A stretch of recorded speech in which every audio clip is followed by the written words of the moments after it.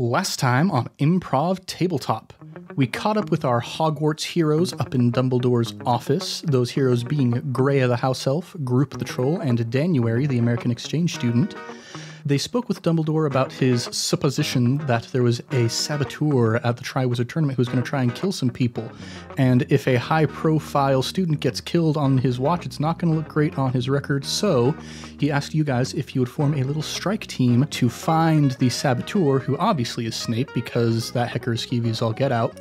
And so to assist you in your quest, he gave you some special items. He gave to Greya a little cat that can act as a mobile surveillance kind of robot. To Groop, he gave a magical top hat full of doves.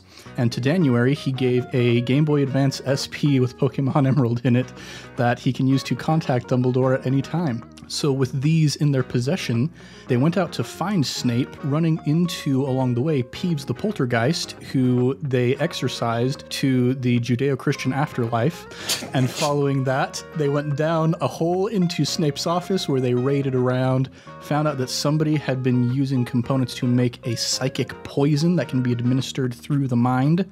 With this knowledge, they went to the slug-eating contest, and Greya did some snooping around with the cat and discovered that Snape and Mad-Eye Moody were both muttering some spells, one of them a regular spell, the other a counter spell. And right as they were about to regroup up and do something about it, Harry won the slug-eating contest, but before the saboteur could kill Harry with this mind poison, Neville leaped in the way and was himself killed instead. What's going to happen next? Let's find out here in the world of Dumbledore's Delinquents. What's shaking, everybody? You're listening to Improv Tabletop, the Fate RPG actual play where we make up everything on the spot. I'm Ned Wilcock, your host and GM, and today I'm joined by McKenna Steele, Sandwich Padawan. Justin Porter, Warrior with the ADHD. Connor Wood, Blue Dabba Dee Dabba Die. Oh, such a good song. Classic. Well, now that you guys have gone through this ordeal here, we're going to fast forward a little bit through some of the chaos. After Neville got killed at the Triwizard tournament, Dumbledore popped up and was like, hey, everybody, nothing to see here. Everybody go back to your houses. Free pizza for everybody. Go get some pizza. So, Greya, you had to go and suddenly make like a few thousand pizzas. Rude. Okay, can't do what you want. Okay. It's casual. But after all of that was taken care of, Dumbledore summoned you up to his office to kind of debrief and figure out everything that was going on. And so as you arrive at the top of the staircase into Dumbledore's office, you can see there is a man in a bowler hat who looks remarkably like J.K. Simmons, and he's like, thank you for your comments, Dumbledore. This is going to make the front page of the Daily Prophet. Just you wait. And then he turns to a young boy with a camera next to him and says, now, Colin, I need photos of Victor Crumb. Go get those for me. That's so cute. And so Colin goes rushing out of the room and like bumps into you guys on the way out and just trips and falls all the way down the stairs. Oh my. And Dumbledore says, yes, thank you, Richard Robertson, for coming here and doing your reporterly duty. I'm sure everybody will love to hear it so much. Thank you so much for coming and reporting everything that happened here. And our Richard Robertson gives him a firm handshake and tips his hat to you all as he goes walking out. I'd like to invoke my sneaky prankster trouble, and as he's headed down the stairs, I'd like to just like snap my fingers and just put like a little stone right there. And he kind of like stubs his toe and kind of tumbles just a little bit, not a lot, to where he was like, well, that's suspicious. But to where he's like, oh, ow, oh. All right, roll to attack with sneaky. He's going to defend with clever. I'm gonna re-roll that with my trouble, since I'm being a sneaky prankster. +2. He only got a +1. Oh, okay. Whoa. So you get exactly what you set out to do. He stubs his toe, and right as he looks down to see what he stubbed his toe on, you snap your fingers again. He just thinks he like stubbed his toe on the door jamb or whatever, and he starts limping down the stairs, cursing under his breath as he goes. Okay, I feel satisfied with that. Okay, good.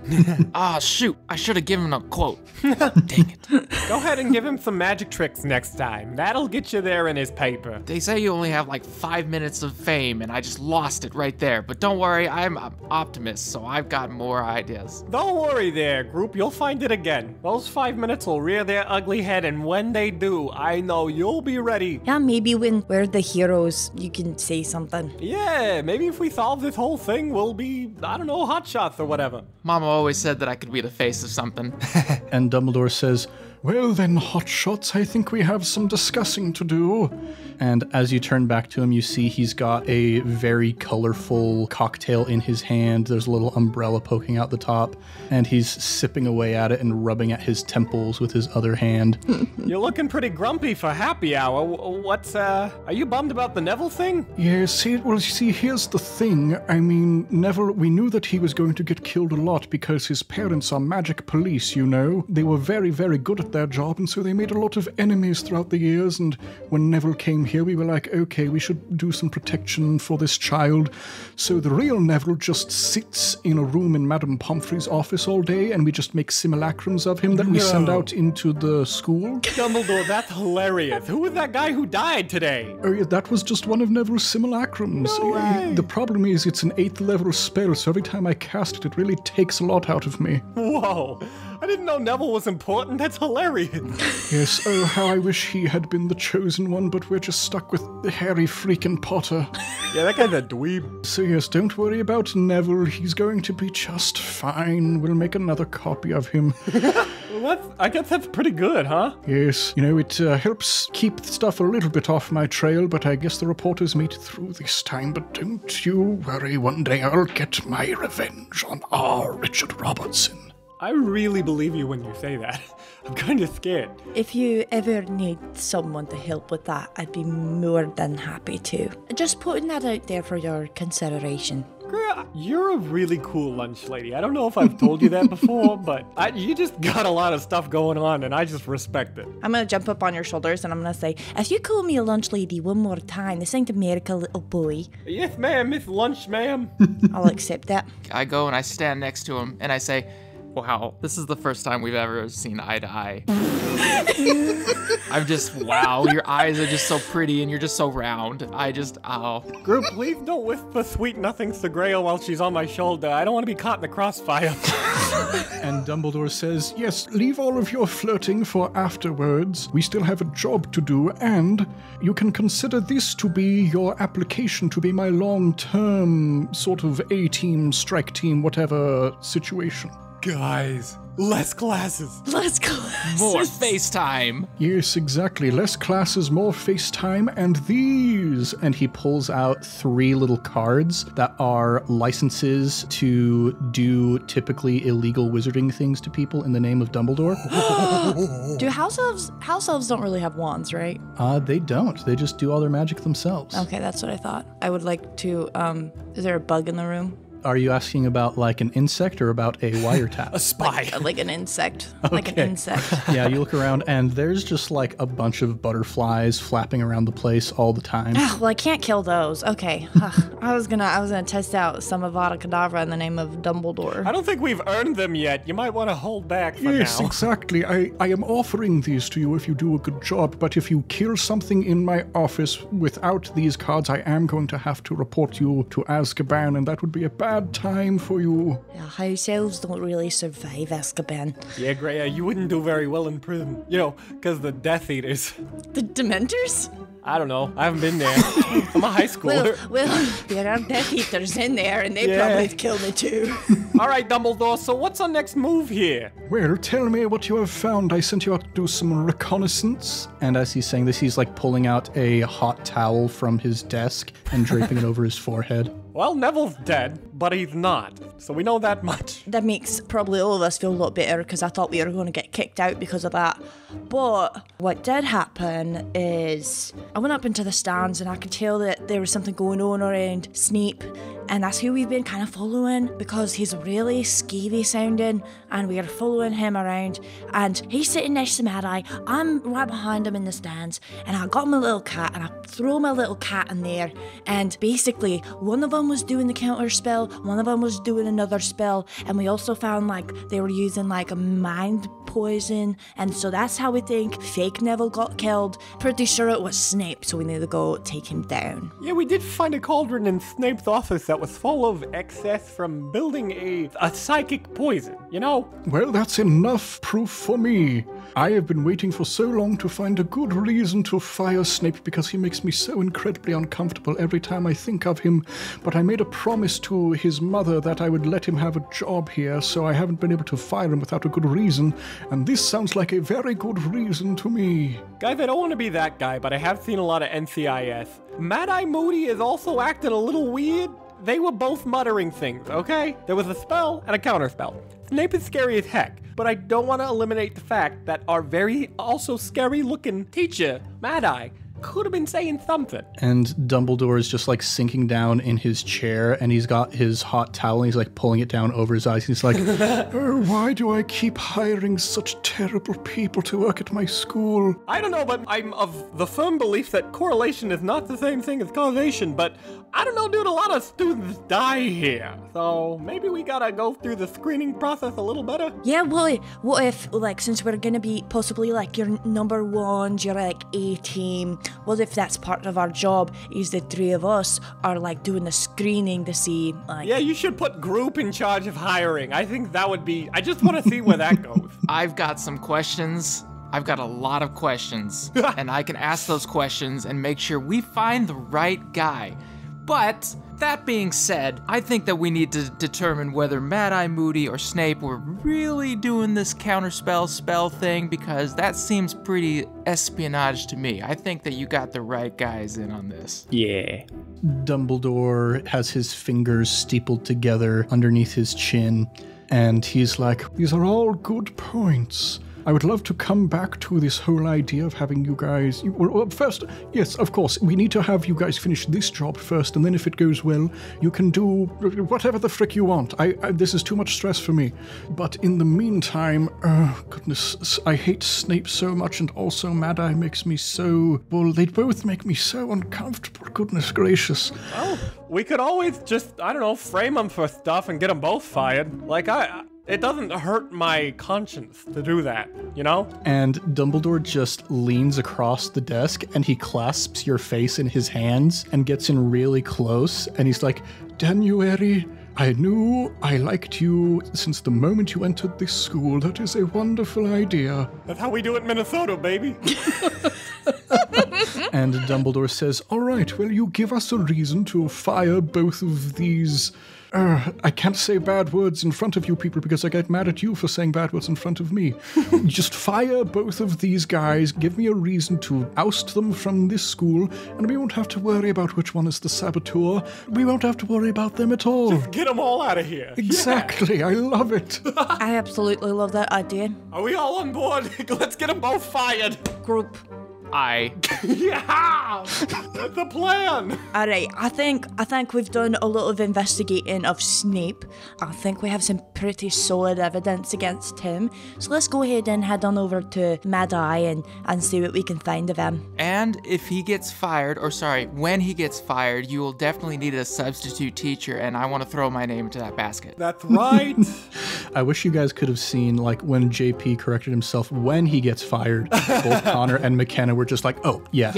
Positive thinking. Correct. Manifest it. This is why we got group on the team. I'm an optimist. And Dumbledore says, well, you know what, group? I know that you were raised in the Forbidden Forest and you are literally a beast with very little intelligence, but I think you would be a much better teacher than either of these men. Plus, have you seen him do magic? It's honestly a little impressive. I didn't take the kindergarten twice for nothing. Yeah, you are one fantastic beast, group. Hey, I'll give you a fate point for that. Yes. And Dumbledore says, all right, well, I would offer you my cloak of invisibility, but I already gave that to Harry Potter because he was blackmailing me, and I needed to get him off my case. Yeah, he would. What a dweeb. Oh, sorry, January, you were rubbing off on me. I don't know where that came from. I like you more and more, group. I feel like I'm just this, like, osmosis between the people that I hang out with, and so I'm just getting this from Greya, from January, and it's just, It's rubbing off on me, and I'm feeling it. I'm feeling it. That's the real magic of friendship. And Dumbledore says, I see I'm rubbing off on you as well. And you look down and you see that your scarf suddenly has like a bunch of paisley embroidery on it. What a cool principal. All right, let's go get this guy fired. So in the aftermath of the most recent event of the Triwizard Tournament, everybody's been given the rest of the day off. So all of the students are either in their common rooms eating pizza, or they're like out on the Quidditch pitch playing around with bludgers when they're not supposed to be. And the teachers, you guys don't know too much about what the teachers do during their time off. I wonder what the teachers do during their time off. It's funny you say that. I was thinking the same thing. Yeah, I've been thinking a lot about that too. Remember when I told you about the little map that was telling all the secrets and passageways that I heard that the students had told me? Oh, yes, that map. I fancy that map. It's a beautiful map, beautiful magic. I think Harry has it. What? I've seen him walking around last year, and he just started trying to go into Hogsmeade, and it was just absolutely ridiculous. I caught his sneaky little butt, and I think we can go ahead and take it from him, and that way we'd be able to find. Or even better, we could take it from him, turn around, and get him to sign it. Ooh, yeah, then we could sell it if for, I don't know, some weird accidental reason he ever becomes famous. Oh, I was just gonna say we could keep it at home, you know, frame it and put it in my things that I collect of friends and people that I meet. Group, are you a HP fan? Because, like, I don't know, he's kind of a dweeb. Like, Oh, I don't know. I mean, he's a pretty famous wizard. You gotta admit, he's a pretty famous kid. And you buy into all that Chosen One business? Look, I'm a glutton for the media. I just, whatever they tell me on, you know, all the British TV channels, I just listen, and I don't know, they could tell me one thing and I would totally believe it. They could tell me jump off a bridge and I'd be like, hey, you make some pretty good points, but... Trolls do like bridges. We should really have a deeper conversation about your influence of the media when we... But that's the thing. I don't want to be influenced by the media anymore. I want to be an influencer. So maybe, hear me out. Burn your heroes.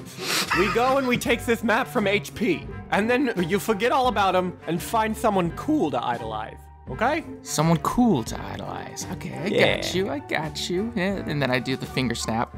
Your snaps are really loud because of the big hands. I don't know, I feel like he'd be easy to find. Just smell the wafting scent of nerd, and we'll find him. Maybe we go and check the fat lady again. Well, no, what the hell do we agree to call her? The round woman?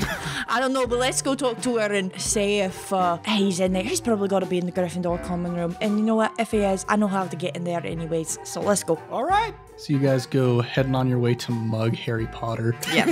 It's for a good cause. We're trying to get someone fired. The look of disappointment on your face throughout that whole conversation was amazing. Like as soon as McKenna, you said, I think I saw Harry with that map, I was like, oh my gosh, these guys are gonna mug Harry Potter. My goodness. We're gonna mug the Chosen One. Oh my gosh. It's for a good cause. It's for Dumbledore. That is the best cause. Yeah. Canon storyline. So you guys go heading on your way up towards the Gryffindor common room. Do you want to try and go in through the front or by a sneaky way? I got an idea. I'll go in the front, knock on the door, start talking to Harry Potter while you guys go around the back, try to get the map. Yeah, you could distract him with your tricks, yeah. You do have some tricks. Yeah, I've got more tricks than you can imagine. Something that keep them distracted for hours. That's not a bad plan. All right, and then January, you and I are gonna go through the sneaky way and go raid that room. Let's just take as much as we can fit in our pockets. I mean, we've got a Slytherin, a Hufflepuff, and a Ravenclaw scarf, so we need to probably get a Gryffindor one, and we can bring it to like Dumbledore or something for the whole team to have one. Yeah, we collect all four. All right, let's do it. We'll unlock the achievement. Multi-house achievement unlocked. Group, go show them some real magic. I will. Our group is now denominationally ambiguous. Oh my god. We've made it. Okay, so group, what does your approach look like? I walk up there real cool, like awkwardly cool, and then I just raise up my hand, knock on the door, and then realize that there was actually a person in the picture, and I was like, oh, sorry, I didn't mean to knock on you there. Hi, my name's Group, and I was wondering, is Harry Potter home? And she says, Oh, I remember you. You were one of the people from earlier today who sent Peeves to Judeo-Christian Afterlife. Well, don't mean to brag much, but that wasn't me. Anyway, is Harry Potter home? Is he available to play? Harry Potter is here in the common room, yes. He is trying to rake in as much attention as he possibly can. You know how he is. Oh, I gotta get him to come out here. Tell him his dead parents are here. What? Harry, it's a miracle. Your parents are back. They want to see you. They want to give you a hug. And she looks behind you and sees that Harry's parents aren't there, and she's a little quizzical for a moment, and then she goes, oh, wait, are you trying to punk Harry Potter? Yes. Punk him. Let's do it. You and me, we'll punk this kid. And she says, oh, punk him is the password. Yes! And she swings the door open, and the Gryffindor common room is open to you. Oh, Harry Potter. I knew he could do it. So you go striding into the Gryffindor common room, and you see most of the people are around this central table where there's a ton of pizza boxes, and they're just chatting, and a couple of them have some butterbeers that they smuggled in from Hogsmeade that they're not supposed to have. Then off in the corner at another table, you see Harry and that really bratty smart girl that you spoke to during the Triwizard tournament. And there's also a guy who's like not quite at the table. He's like with that group, but he's sitting in an armchair next to it. And he's got really red hair, and he's playing a guitar, and he's singing a song about Lego houses. And that's kind of the situation that you see in front of you. All right. Gather around. My name's Group, all you all, and I'm here to show you some magic. Roll to overcome with Flashy to see what kind of response you get. +3. Oh, nice. So a hush goes over the room as everybody looks towards you, and you hear some whispering, and there's a voice that's like, Hermione told me that that's the one with the dark wizardry. And some other hushed whispers start going up, and people are starting to get more and more excited. And while this is going on, what have Greya and January been getting up to? So there's a picture frame up one of the stairways a little bit. It's one of the moving stairways, so that's why it's kind of tricky to get into this one, is because you have to make sure the stairs are where they're supposed to be. And so you have to hit the top right corner and the bottom left corner at the same time on this picture. And then the little door, the little painting opens up for the common room. And then it's a little pathway that takes you into the boys' room. I quietly say, Greya knows everything! And don't you forget it. All right, so you guys begin approaching the boys' room, and you hear a toilet flushing from ahead of you. Oh, no. Go ahead and... You said boys' room, McKenna, don't give me that face. I didn't think it through. Both of you roll to overcome with Sneaky. +2? I'm going to use my stunt of my hollow leg and take out a little like rag that I have in there and stuff it up my nose so I don't react to the disgusting smell, and use that to reroll. Okay, so you're about to start gagging on this disgusting scent coming in towards you, but you successfully plug it up. So yeah, you can go ahead and give it a reroll. Okay, +3. All right, a +3 and a +2.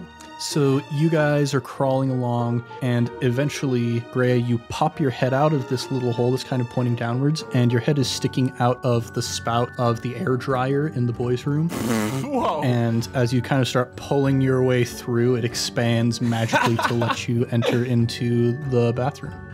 It's a girl. Oh, gosh. And the January. And the January. So yeah, you guys timed it just right so that you heard the door close, the last person left, and you guys sneak into here without being noticed. Yes. Wenky has obviously not been doing her job of cleaning the boys' bathroom in Gryffindor's common room. Yeah, this place smells like this is where they keep the real Neville. Alright, let's go sneaking. Alright, the door is right here, and it should lead right out into the boys' room. And you'll be able to tell when you get there which one's Harry's bed, so don't worry. All right, we leave the bathroom. Quietly. All right, let's cut back to Group and what he's got going on. And you say Avada Kedavra, I say Abracadabra. Is this your card? Everybody in the entire common room is just like, oh, Like, everybody's getting super hype. It's like that gif of the guy who's just kind of standing there looking all smug, and then that other guy goes rushing across with his hands up over his face.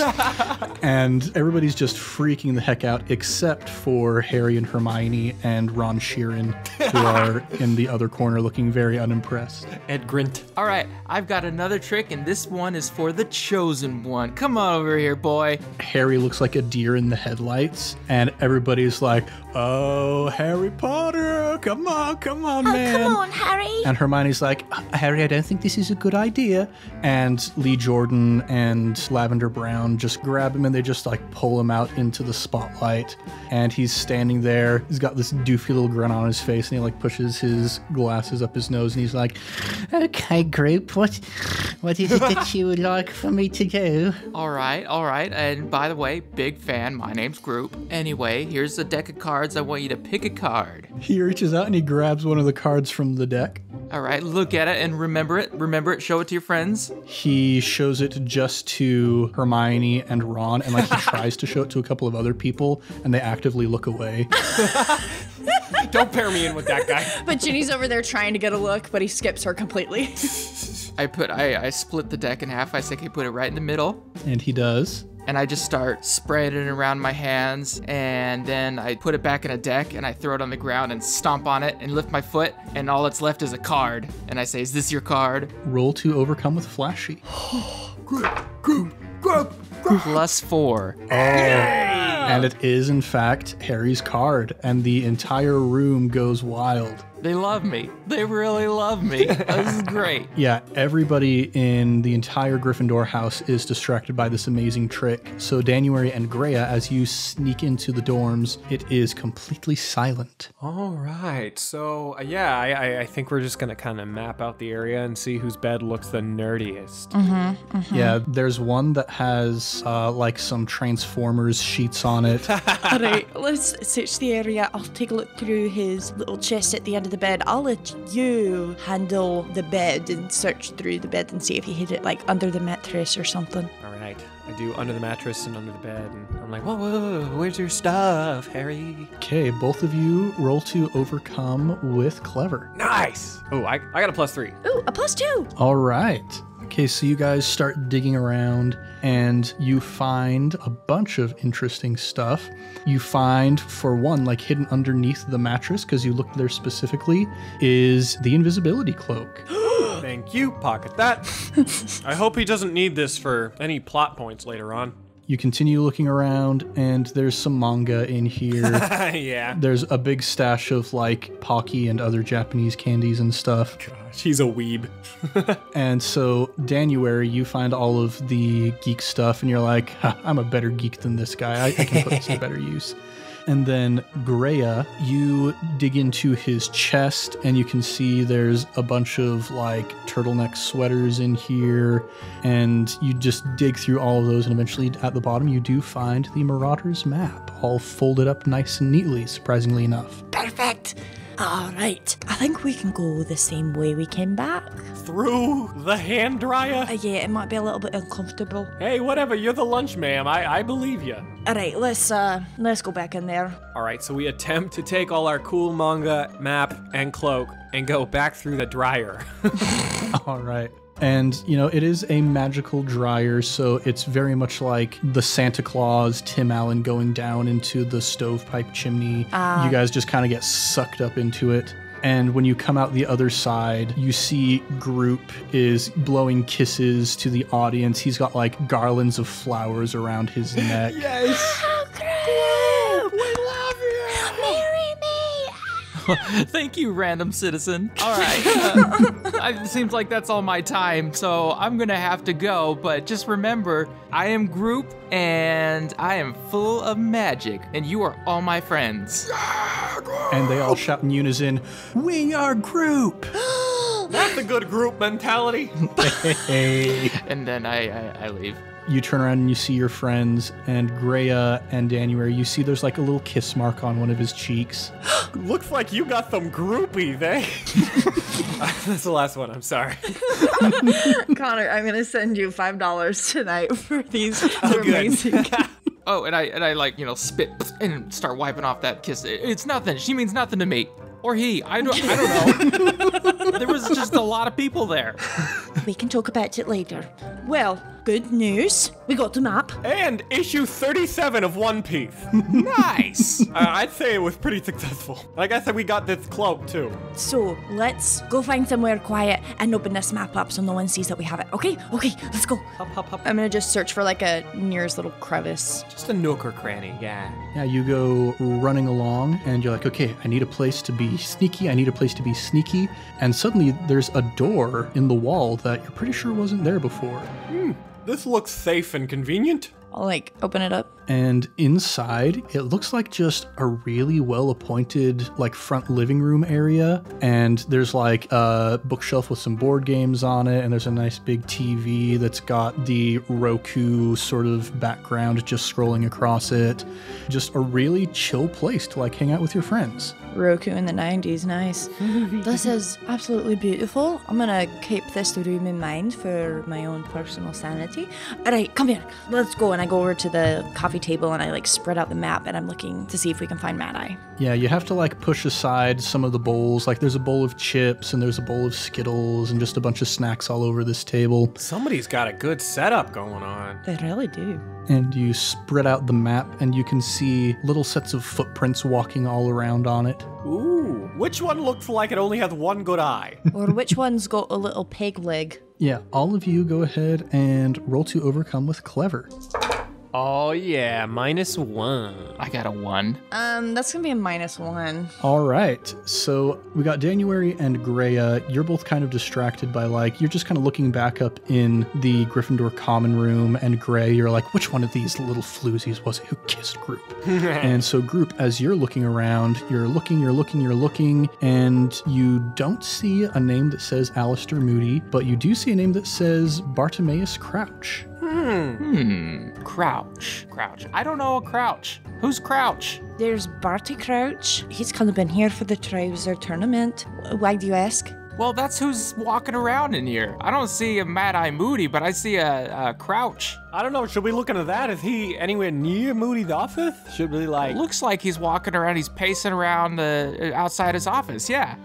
He's pacing the office. All right, we gotta distract him. Maybe he'd know where Moody is or something. If he's waiting for his office, maybe they're supposed to have like a meeting or something. Could be. Hey, I've got a plan. What if I go on distraction duty this time and you guys can plant whatever we need to plant or find whatever we need to find to get this guy fired? Guys, I got a brilliant idea. Oh, do tell. What if we plant a dead body in their room, like let's say a Neville dead body? Ooh, I think they've got a few lying around. I was gonna say they've got to have some extras, and that way we don't actually kill anybody, but we can leave a dead body in their room and make it look like they did it. Well, they haven't buried the one from earlier today, so what if we just get that one? It's probably not guarded. It's like, it's Neville. Dude, that's awesome. Let's do it. All right, hold on. Reach out with your little device and ask Dumbledore where they're kept, and I can just poof it. Allow me. Ding. Cool. Level up for my torchic. All right. Well, Dumbledore button. Here we go. Boop. After a while, you hear his voice on the other side say, yes, how are things going, my A-team? Ha! They're pretty good. We need Neville's dead fake body. Well, I was not expecting to hear you say that, but I assume that you have good reasoning for it, so I can make it happen. Cool. We even found the invisibility cloak that you let Harry borrow, so we could just put that over him and... You guys mugged Harry Potter? I mean, like, yes. And there's a brief pause, and you hear what sounds like sobbing of joy on the other side. Someone finally stood up to him. And the voice says, I knew I picked the right people for the job. Yes, You will find Neville's body down in the dungeons. Snape is about to prepare it for embalming. What? He Why are you would. guys gonna embalm a Neville clone? Never mind, don't answer that. It's because of the Daily Prophet, you know. That guy is needing all of... We just have to go through the ceremony of it, you know. I get it. You gotta jump through some hoops. Yes, lots of red tape. Red tape, I hear ya. So, you guys wanna go steal a cadaver with me? Of course. I thought I was going to poof it. Can you poof it? Can you just, like, bippity-boppity get it up here? That's how I'm going to pretend that my magic works, so yes. Okay, well, go for it then. Well, let's do a test while we're in this room. Yeah, do it. So, Greya, if this is a test, what are you hoping to accomplish with it? I'm hoping to actually snap the body here, and then once we get to Mad Eye's office, I can snap the body from... Oh, I might not be able to snap the body from this room. Would I be able to snap something out of the room of requirement, do you think? That's a good question. Let's not risk it. All right, I'm just going to go ahead and try and snap Crookshanks, because she was roaming around right outside the boys' dorm. So I'm going to try and get Crookshanks. All right. Roll to overcome with... I mean, you're stealing something, so that probably is sneaky. I'm rolling terrible. It's +1.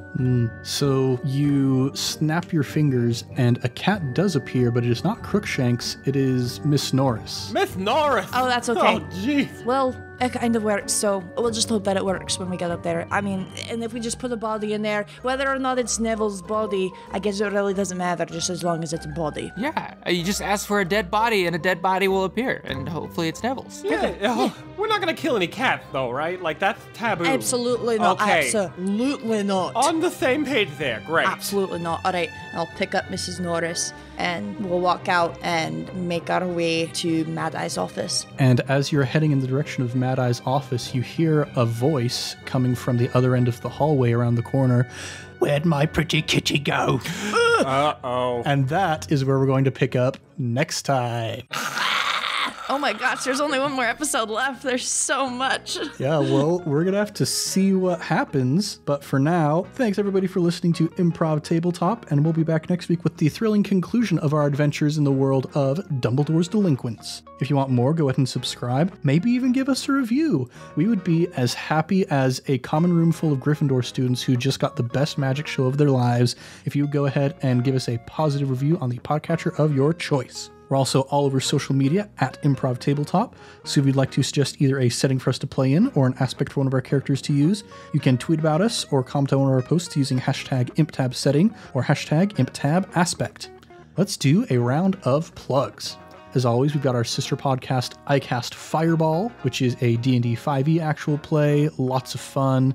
We're getting into a new arc of the story, and you may hear some familiar voices who are coming in as guest characters for the next little bit of the podcast. So go check that out.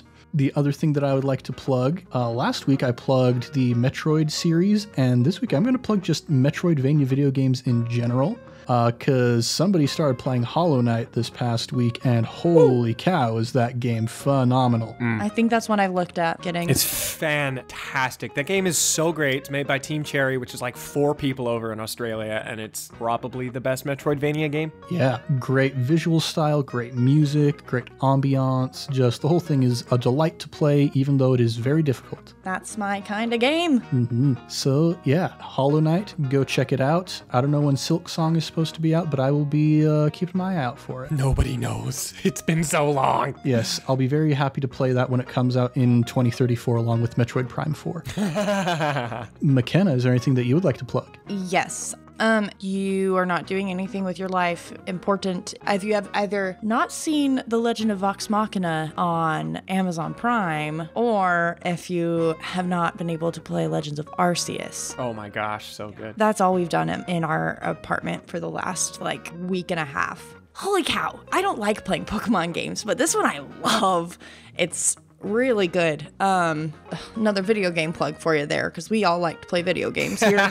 But it feels a lot more completionist. So if you're a completionist, I think this one's really good, because I think you can completionist like any of the other Pokemon games. Is that correct? Yeah. Yeah, but this one has like a whole other level of satisfying when you get to do everything.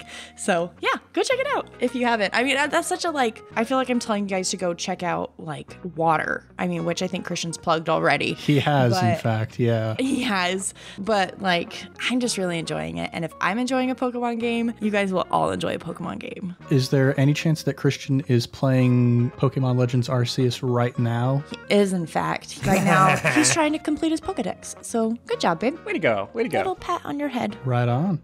And JP, is there anything that you would like to plug? Nope, still looking for the 4-star Dragon Ball. That's all I got. Well, I'll keep sending good vibes your way that'll happen. Thank you. And Connor, anything that you'd like to plug? Yes. So I just want to, for a brief moment, talk about one of my favorite sleeper hits that falls in the Metroidvania genre because I love it a lot. Ender Lily's Quietus of the Night. Yes, that's a weird title because it's an indie game, but it's one of those just beautifully hand-drawn Metroidvania games that is very dark, very compelling. Anyone who talks about video games ever is going to make this comparison. Forgive me for falling under that stereotype, but there's a lot of Dark Souls elements to it. It's very macabre. It is hard. It is fun. And the combat is all kind of JoJo-esque in that you play as a little girl who, of course, is not doing the fighting, but she has these spirits who she sends forth to, do the fights, and it's fantastic. Ender Lily's Quietus of the Nights. It's a great game. XOXO. Right on. I have another one. What you got? I'm stealing JP's spot too. So this is what JP's going to be plugging, is the game Turnip Boy Commits Tax Evasion. It is amazing, and it's so funny, and it's so cute, and that's all. Okay, you guys all made me think of that one. I was like, I want to go play that again. It's so stupid. The entire thing just feels like a joke, and it's so fun. You're just a little turnip boy, and you're committing tax evasion. You rip up your taxes. It's amazing. Right on. Well, thanks everybody for joining us here in the world of Dumbledore's Delinquents. I'm Ned Wilcock, your host and GM, and I've been joined by... McKenna Steele, cat mom. Justin Porter, remember to clean your sheets. Connor Wood, Forge World Frogwa. Much love and stuff, everybody. We'll catch you next week on Improv Tabletop.